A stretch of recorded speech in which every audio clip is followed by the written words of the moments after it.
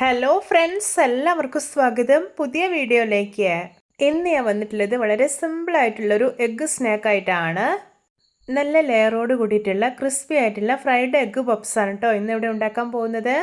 Video കണ്ടിട്ട് ഇഷ്ടപ്പെടുവാണെങ്കിൽ like ചെയ്യുക, ഷെയർ ചെയ്യുക, കമൻറ്റ് ചെയ്യുക, ചാനൽ സബ്സ്ക്രൈബ് ചെയ്യാനും മറക്കരുതേ.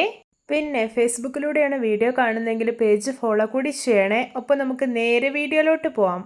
ഞാൻ ഇവിടെ ഒരു ഗ്ലാസ്സിൽ 1.5 ഗ്ലാസ് മൈദ ഒരു ബൗളിലേക്ക് ഇട്ട് കൊടുത്തിട്ടുണ്ട്. ഇനി ഇതിലോട്ട് ആവശ്യത്തിന് ഉപ്പും ഒരു 1 ടേബിൾ സ്പൂൺ ഓയിൽ ഒഴിച്ചു കൊടുക്കാം. എന്നിട്ട് കൈ വെച്ചിട്ടൊന്ന് മിക്സാക്കി എടുക്കാം. ഇനി ഇതിലോട്ട് ആവശ്യത്തിന് വെള്ളം ഒഴിച്ചിട്ട് നല്ല സോഫ്റ്റ് ആയിട്ടൊന്ന് കുഴച്ചെടുക്കാം. ഇപ്പോൾ ഇതാ മാവ് നല്ല സോഫ്റ്റ് ആയി തന്നെ കുഴച്ചെടുത്തിട്ടുണ്ട്. ഇനി ഇതൊരു 1/2 അവർ റെസ്റ്റ് ചെയ്യാൻ വേണ്ടിയിട്ടൊന്ന് അടച്ചു വയ്ക്കാം. ഞാനിവിടെ ഒരു ബൗളിൽ 4 ടേബിൾ സ്പൂൺ മൈദ എടുത്തിട്ടുണ്ട്. ഇനി ഇതിലോട്ട് ഒരു 4 ടേബിൾ സ്പൂൺ മെൽറ്റ് ചെയ്തെടുത്തിട്ടുള്ള നെയ്യ് ഒഴിച്ചു കൊടുക്കാം. എന്നിട്ടൊന്ന് മിക്സാക്കി എടുക്കാം. ശേഷം ഇതൊന്ന് മാറ്റി വയ്ക്കാം.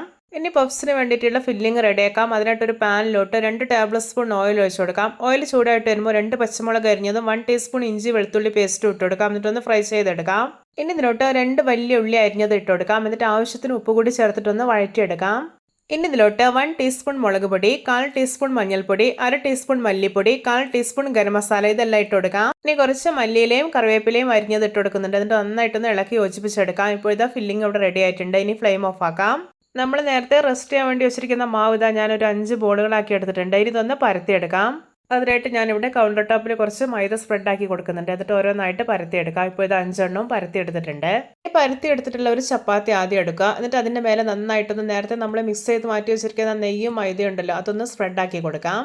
ഇനി ഇതിൻ്റെ മേലേക്ക് വീണ്ടും ചപ്പാത്തി വെച്ച് കൊടുക്കാം. ഇനി വീണ്ടും നേരത്തെ ചെയ്ത പോലെ തന്നെ മൈദയുടെ നെയ്യുടെ മിക്സ് ഇതിൻ്റെ മേലെ സ്പ്രെഡാക്കി കൊടുക്കാം. ഇനി ഇത് തന്നെ റിപ്പീറ്റ് ചെയ്യാം. ഇപ്പോൾ ഇതാ ഉണ്ടാക്കിയെടുത്തിട്ടുള്ള 5 ചപ്പാത്തി ഉപയോഗിച്ചിട്ട് ഇതുപോലെ ചെയ്തെടുത്തിട്ടുണ്ട്. ഇനി ഇത് അത്യാവശ്യം വലുപ്പത്തിലൊന്ന് പരത്തിയെടുക്കാം.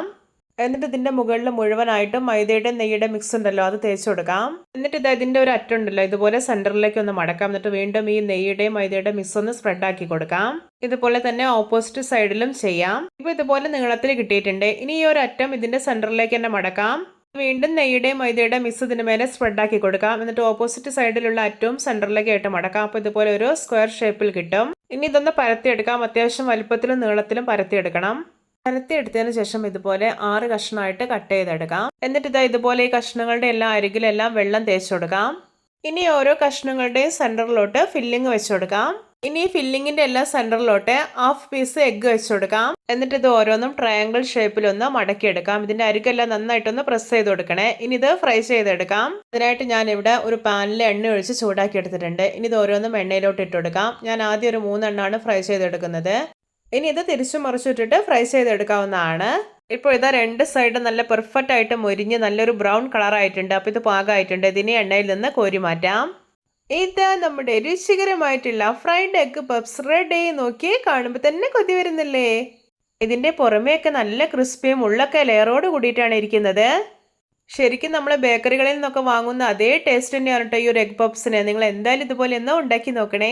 എല്ലാവർക്കും എൻ്റെ variety and tasty fried egg puffs recipe ഇഷ്ടപ്പെട്ടെന്ന് വിചാരിക്കുന്നു. ഇഷ്ടപ്പെട്ടാൽ സപ്പോർട്ട് ചെയ്യാൻ മറക്കരുതേ. അപ്പോൾ ഇതുപോലെയുള്ള വെറൈറ്റി വീഡിയോകളായി നമുക്ക് വീണ്ടും കണ്ടുമുട്ടാം. Okay, bye bye.